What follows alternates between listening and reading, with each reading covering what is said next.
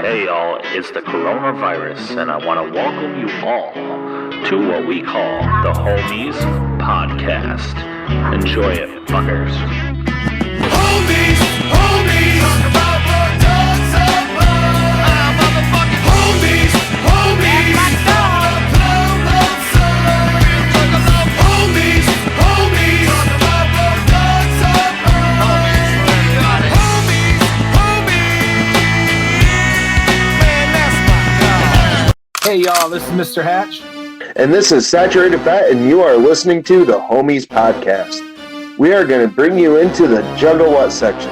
Jugga what? All right. So the first thing I would like to introduce in the Juggalo section for this week number 4 of our show, is the Psychopathic Vault has their own official website where you can pretty much get all the junk left over that Juggalos might think is fresh.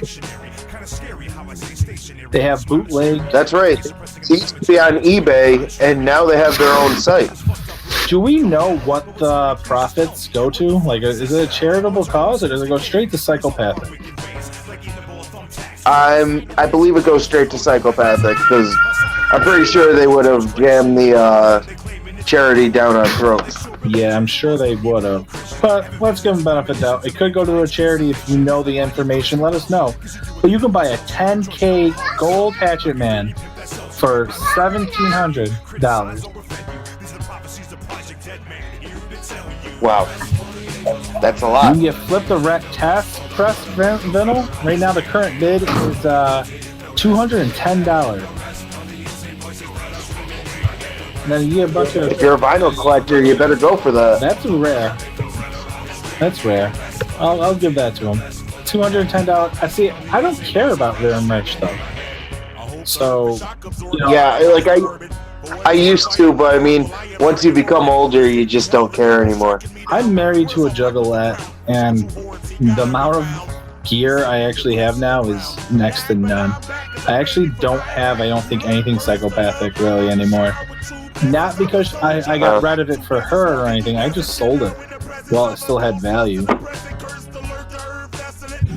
Yeah, you know what? Now I'm going to say, if we get up to 100 views, I'm going to go into my collection that just sits in a closet, and I'm going to do a giveaway. Oh, 100 view giveaway.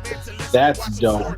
I mean, I'm talking about the tour exclusive things that just sit in my closet There we go. and you know, just kind of sit there and are unopened. All right, that sounds dope.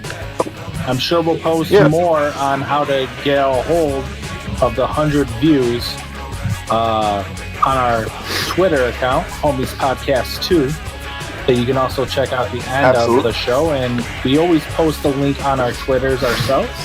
You know, mine is Nobody Too Fresh, And mine is Slurm W. so yo, that's pretty dope that he's doing that. All right. And also, I'd like to say the how ICP was doing the cameo. Now they have their own. Is it called custom clown clips? Yeah. Is it? Yeah, custom clown clips. That's I mean, I think they even I saw the price. they increased the I prices saw the prices too. So I think before it was like 50. You might as well do a VIP when they tour again. No. Fuck the VIP. I mean, it's just so I expensive. hate the VIP concept.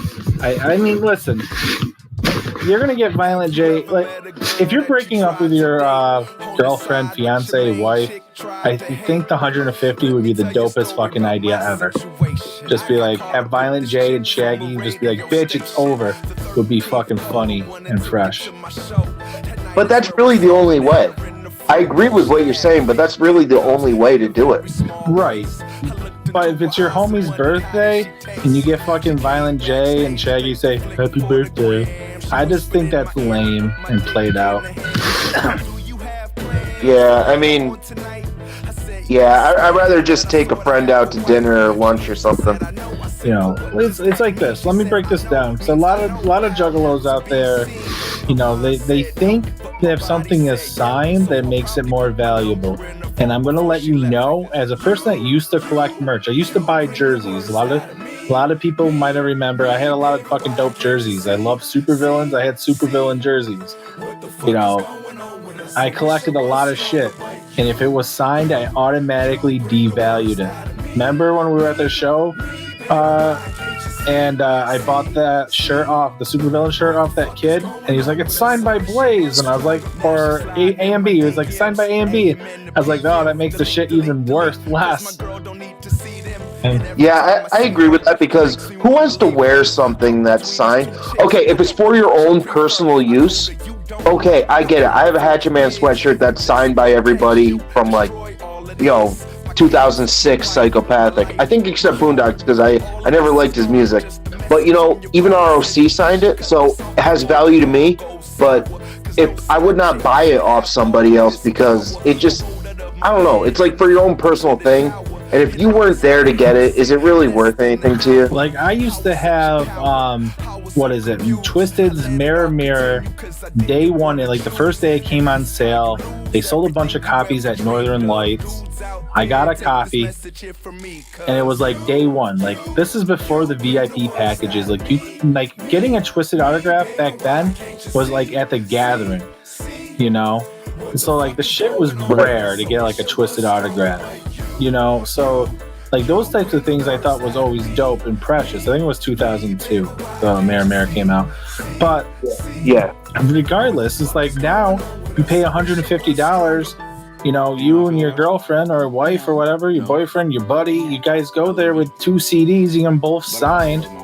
Well, yeah, that's dope for you, but now it's like it's signed in 2020, 2019, 2018. If somebody's getting their Cherry Box or Most Tasteless or an H.O.K tape signed, you're fucking ruining it, because now it's not signed even in the era.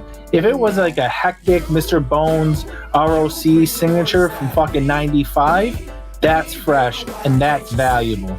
But you're signing it from 2020 where all I have to do is pay $150 and I can get Madrox to sign it himself. That's, to me, it just sometimes autograph devalues it, because it's not as hard to get the autograph. Like, it's almost now like harder to find normal merch that hasn't been autographed, or people just have stupid things autographed. Like that kid had A&B sign a Supervillains shirt. Like, A&B's not even in Supervillains. Yeah, that's stupid. I completely agree with what you're saying. So, if you value something because somebody signs it, that's great. That's an awesome value to you. But I'll remind everybody something like my mom told me. Back in the day, I remember buying like Pokemon cards and basketball cards and buying the Beckett, excuse me, and looking up the value. And I'm like, oh, that's awesome. This card's worth $12. And she's like, well, yeah, it says it's worth $12, but it's really only valued as somebody would buy it from you. And like that like sticks to me. So like if you buy a car for $20,000, right? You take it off the lot, something happens to it, and it's only worth $15,000. Well, that's the value of the car. You're still paying the $20,000 value for it, but it's really only worth $15,000. So it's something like that. So no matter what you guys do, if you love it, get it signatured. If you're gonna keep it and cherish it. But if you're thinking like, yo, I'm gonna get this signed, and everyone's gonna be so fucking jelly of me and I'm gonna make a lot of money off it, just don't do it. Collect the rare merch. Like, you fucking love House of Crazies, you want to own, like, I own 2 versions of Season of the Pumpkin. That's fucking dope. Just don't go out and ruin it by getting it signed, unless it was signed from back then. You gave me the original one. I actually have it on my bookshelf in the living room. Right, I gave them away. I didn't sell it to you, right? No, you gave it to me as like an early Christmas gift or something like that. Yeah, that was the year. Like, it was super nice. Yeah, I'm a nice guy. I did a lot of like fresh things. I think that's the year that I found that I bought like 5 copies of Jumpsteady's Flying Guillotine, whatever the fuck, Flying Master Guillotine, the worst album ever. I'm sorry if you're a Jumpsteady fan, but I doubt if you are, you're listening to this show. But it was like the worst thing ever, and I don't know what. This is back during Dark Lotus. And I don't know if you guys know this. During the Brotherhood of H.O.K or H.O.K Brotherhood, you could get like this discount code. And me and my one friend were buying so many of them, and we eventually got the 50% codes. And I bought a shit ton of fucking Flying Guillotine and his first one, Chaos Theory, and I bought a bunch of like ABK shit. I don't know why, but for some reason I did. And then I didn't know what to do with them. So it was Christmas presents. And I think no one opened them that I gave them to. Yeah, I remember, like, because that year, like, dude, we were all just, like, giving away stuff for gifts. Right? But, like, it was, I mean, sometimes you gotta be nice.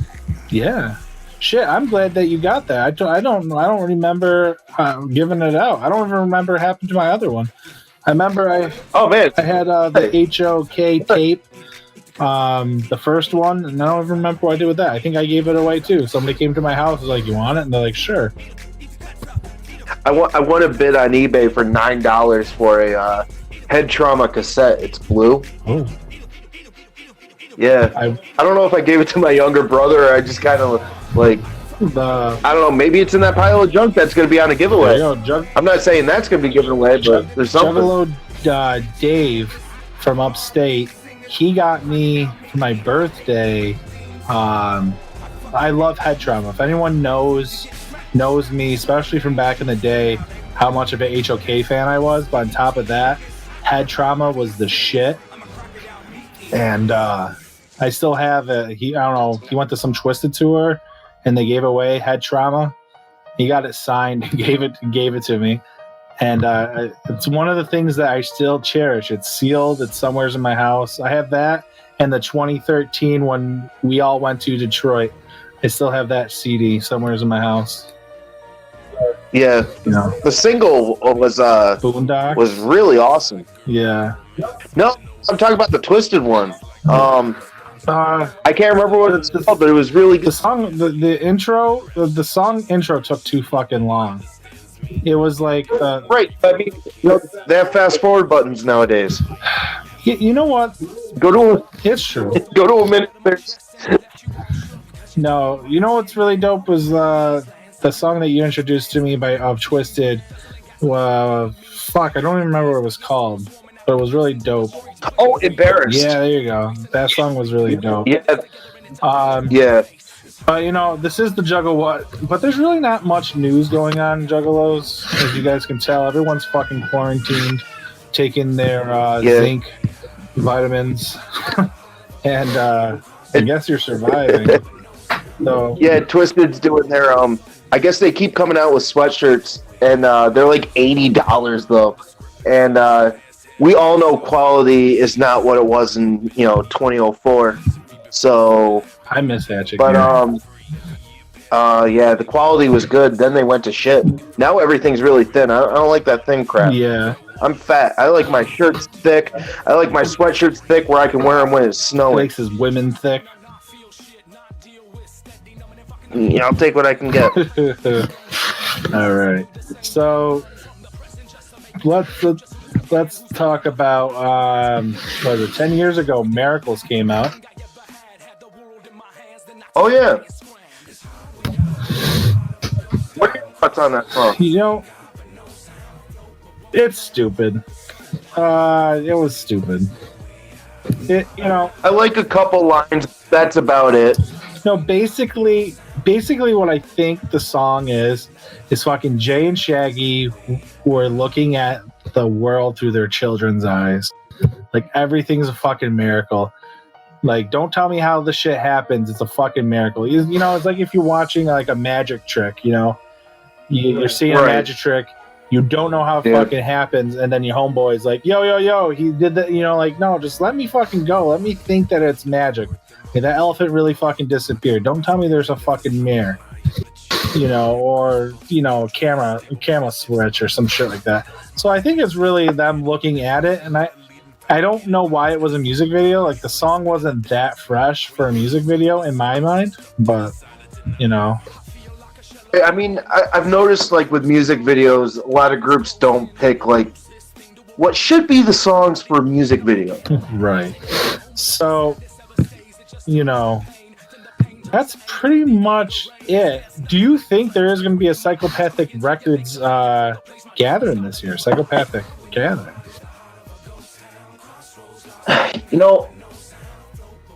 I thought when this whole COVID thing started, yeah, they're still gonna have it.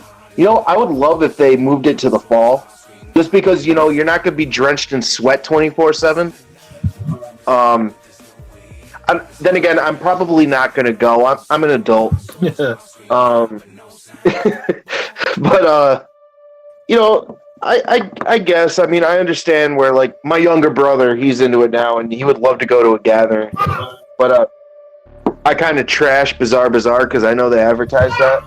So hopefully I can manipulate him into not going. Well, Bizarre is a decent album. Okay, I never got into it. Same with like Freak Show that year when it came out. That was just like, fuck me, I hated it. Really? I hated all. Next, I do not like Freak Show, and I hate Bizarre. Next episode, we're gonna break into this more about the Freak Show and Bizarre, and we're gonna figure out why Saturated has these such bad feelings. But I think it's time for us to get into the Underground Madness bracket, motherfuckers. And I believe it's Insane Clown Posse versus who? Is it Young Wicked? Young Wicked. All right. Young Wicked. So I'm gonna let Saturated explain to you guys why he thinks his favorite group, Young Wicked, should beat the Insane Clown Posse. Okay, this is going to be a very hard argument, but I'm willing to go at it. Well, Teen Wicked destroyed Dark Lotus. I mean, right there gives them like a ton of points, or whatever we want to call it. I mean, his rapping is ferocious. It's great. Yeah, he single-handedly has destroyed ICP when it comes to having the features that everyone absolutely loved. The family part, there's no more family anymore. He destroyed it. He took care of it. I mean, he caused this great divide that has everybody with the, oh, fuck Twiztid, they're assholes. Hey, fuck you, he trolled all you all. All right. I'm going to put a little twist on this, and I just want you to just hear me out, and then you can probably agree with me who's the ultimate winner. So we're going to break it down to the Insane Clown Posse. All right. Regardless of Young Wicked, ICP has been ICP. And all I'm going to say is you can listen to last week's episode or the week before that. I'm not going to try to repeat why ICP is an elite and why they belong here. Every album they do is always fresh, But the one album that sticks into my head the most about how shitty it is the fucking one that looks like Master Shake from the Aqua Teen Hunger Force. I think you know what that album is that I'm going to talk to you about, The Marvelous Missing Link. And just a quick question, Saturated. If I was to think about the producer of said album, who would you say it is? I'd say it's Teen Wicked trolling everyone because the album sucked, and he made sure he would bring ICP down to ruin the Joker's card for everybody. See, I don't think it's that at all. Matter of fact, I think Young Wicked did the best that Young Wicked could do. He sang with the ICP. He did what he wanted to do. What any Juggalo rapper wishes they could do is come join Psychopathic Records, bang Samantha, get her pregnant, and get kicked off the label. And honestly, Young Wicked came and conquered. But what did he actually conquer? He conquered Jump Steady. He didn't conquer the Insane Clown Posse. He has never been on a top label. So if you think about it, even at Jump Steady's peak, he was on fucking Killjoy Club. He was on all over the Missing Marvelous Link. Do you know what the best part of the Missing Marvelous Link was? The songs that he wasn't on. But you know what? on top of that is Missing Marvelous Link sucked because of Young Wicked. And you could tell, because once you took Young Wicked out of the situation, you listen to Fearless Freddy, come on. Come on. You got to admit, the Insane Clown Posse bounced right back. Not only took a shit in his bowl of Cheerios with the diss track that they used on 6 Foot, 7 Foot by Lil Wayne, he also shit in Twiztid's bowl of cereal. And then they had to send Gmo Ski after him. Young Wicked is just a little bitch. He dissed Twiztid and Slaughter and then joined Twiztid the next fucking album just because he's a little bitch and he can't handle the rules. So, come on. I think this is a no-brainer. Twiztid fucking fucked up by signing Young Wicked, but Young Wicked has a fan base and Twiztid's following money, just like ICP follows money. And that's why everyone copies what fucking Tech 9 does with the VIP. And I think if you look at it at the end of the day, fucking ICP always seems to chart number 1, right? In the top 5 every time that they release a record. They're always in the top parts of the chart. Young Wicked's number 22 on his last record, I believe. So I think we just got to give it to ICP. As much as Young Wicked fucked with him, he didn't destroy them. If anything, he got them back. You know, and people used to get mad at me because I used to tell everyone I wish Sugar Slam died. Because I wanted Jay to get fucking evil and mean again. And, like, I think this, like, kind of kicked him in the ass because, you know, Jay's back to being Jay to a degree. And people get older, they change their viewpoints, they can't do things as fast. Like, we're not going to get the Ringmaster back. But god damn it, we can at least get some decent horrorcore back. And if there's no fucking metal, I don't have to worry about listening to a cymbal crashing every other second if I go to see a Clown Posse live. I think ICP wins. I'll give it to you. You did a good job there. I know. Thank you. All right, so we're going to flip the script and we're going to go to the MNE bracket. It's Twiztid versus the House of Crazies. Boy, this is it's really a hard one, but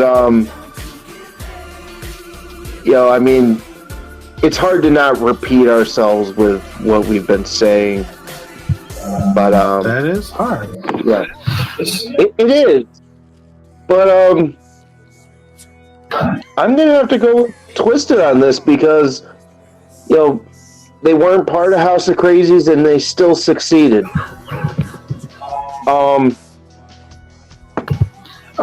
Yeah. If you want to give your, I have a slightly different take, and just I know people get upset and they get their nipples twisted.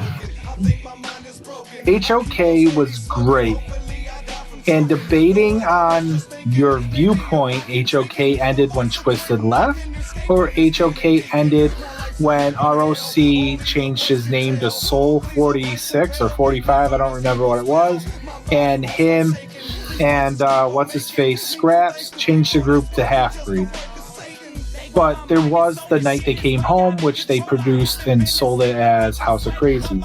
So it's a viewpoint that I think is important to distinguish for this argument.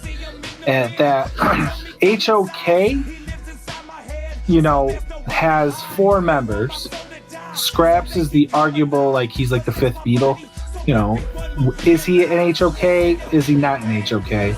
You know, he's actually on an album with H.O.K., so I'd say he's more there than not there. And, you know, but when you look at Twiztid, generally speaking, Twiztid comes off and they do a decent stage show every time, you know. They like to think that they're better than the Clowns, and I just don't see it. Especially, you know, because they're like, oh, the Clowns use Fago and we don't. Well, you know what? We expect them to use Fago. They've been doing it for fucking 20 years. You guys paint your face and you guys complain about everything. We're used to it now, Paul. Don't change. And, you know, when you put with the H.O.K, you know, it's a great memory of the early 90s or the mid 90s, like how horror used to sound. But that's not what horrorcore sounds anymore. You got groups like Womb Stretcher and fucking Q Strange, and you got all these high-end groups that are doing a lot of cool things, but it's not as dark and morbid that of the early 90s were. But some of them are, you know, they mutated into a new thing. So the one thing I want to say, though, is with Twiztid used to be, you know, one sound, but every CD they changed their sound. And H.O.K, if they ever do a live show, they're forced to do the old material because they have no new material. And when Twiztid does a show, they do the old material because no one likes the new material. I think in this argument, you have to give it to Twiztid, just because Twiztid has, 20 CDs of new material over fucking H.O.K's like 6 or 7. So, what do you think? Twiztid gets the win? Yeah, I'd give it to Twiztid. I'd say you put that really well, but I do feel, you know, from a fan standpoint, I want to hear more new Twiztid things live, you know?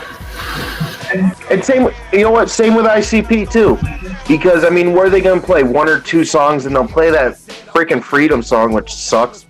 But I want to hear West Burner Act, you know, play that. And Twiztid, I'd love to hear some new stuff. I mean, I've missed a few tours, so I mean, I haven't been able to keep up like when The Darkness came out. You didn't miss much with I wasn't able. Well, I didn't see any tours from like The Darkness until like. I like the Abominations tour. I think that was a good tour. That was really good. That was really good. Tour that lasted too long. Like how many legs of a tour do you need? You know, like after 2 legs, you should be good. I agree. A third one is definitely pushing it. So I guess. I mean, that was the last time in quite some time I actually was able to see them. So I guess next week's episode is ICP versus Twiztid, which we all kind of knew all along. But I also want to point out, for anybody that's listening, they'll be like, well, anytime you put ICP or Twiztid in there, they're going to win. Of course they will. But here's the catch. After this bracket, we're retiring the Insane Clown Posse and Twiztid from the bracket. So therefore, if we ever do another, 32 best underground rappers or, whatever, ICP and Twiztid, if they're in a side group, sure, they'll be in it, but it'll be as the side group, not as themselves. So, like H.O.K will still be in, but Twiztid, and ICP, we're retiring them. So in the future, when people get their titties twisted, how can you guys have a contest without Twiztid or Insane Clown? Fuck you. Listen to the show, you'll understand. Exactly. Well put. So, as we're winding down this episode, it's important for, I think, everyone to stay healthy and not to go to any Twiztid shows that's coming up. Normally because, you don't want to listen to Twiztid, but secondly, coronavirus is still a thing. I don't think it's going to die down in 1 month when they go back on tour. So, and this is for the Insane Clown Posse too, or Tech 9. Yeah, they're hurting for money because these artists, that's all they care about is money. They don't care about people's safety.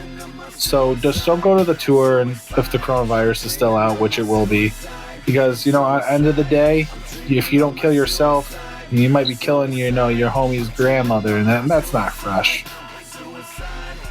Yeah, definitely stay safe. Enjoy from YouTube. Hopefully, I'm hoping Twiztid will at least postpone the tour again. I know it sucks if you want to go. I wanted to go, but just safety for everybody right now. And who knows? In June, it could be a whole new story, and we will be able to enjoy that shit. But right now, we can't. They're trying to move forward, but honestly, I don't think there's any forward to be moving towards anything yet. And I also want to say, if anybody got to watch Madrox's PSA today, he taught everyone how to make a bandana mask, and he actually gave props to Strange Music, Psychopathic, MNE first, or over MNE, as Barmy was supporting MNE bandana, but it was nice to say of him to say psychopathic, and that kind of to me means maybe the bad blood isn't as bad now as years settle. Not saying that tomorrow there'll be a collab, but who knows? Maybe this is the beginning. Maybe. It really takes fucking Jay and Paul that need to settle the difference. I agree. And I think a lot of it, Madrox is like the hype man. Like, for example, I think I have the stronger personality between Scott and I. If I say fuck somebody, where Scott might be like, yeah, fuck somebody, and jump on the line of saying fuck that person, or however it rolls, and or I'll jump. I think that's how Madrox is. Like, I don't think Shaggy gives a fuck. It's right. more Jay's beef. And I think the same thing with Madrox. Madrox just wants to do his thing, but he's like, yo, my homie doesn't like that guy. I'm going to ride or die with my homie. So I think that's how that goes. So I like to thank nobody, because y'all suck, because you ain't listening to the show for shit. Let's get more than 4 episodes. We got to get that 100 episodes, and you guys are going to get somebody will get free merch, and we'll figure out how to do that. Follow our Twitter. The actual show's Twitter is Homies Podcast 2, and this is which we always retweet anyways. So if you don't want follow that, or you follow us, you could just we'll retweet everything they put. And you can even send direct messages. That's fine. If you direct message anybody, direct message Saturated. He might respond better than I do. I'm not saying that I won't respond. I'm just generally don't respond to much. Ask my wife. I don't read much. If it's more than like 3 paragraphs or 3 lines, I won't read it. I'll respond. So this is Mr. Hatch at Nobody Too Fresh at Twitter. I want to tell y'all to fuck off and enjoy the rest of the night. And this is Saturated Fat, and at Twitter is SlurmW. Have a good one, and we hope you guys rack up some views. Contact the show on Twitter at Homies Podcast 2. Contact Saturated Fat. Worm W. Contact Mr. Her. Nobody Too Fresh. 2 as the number 2. Paid for by Saturated Hatch.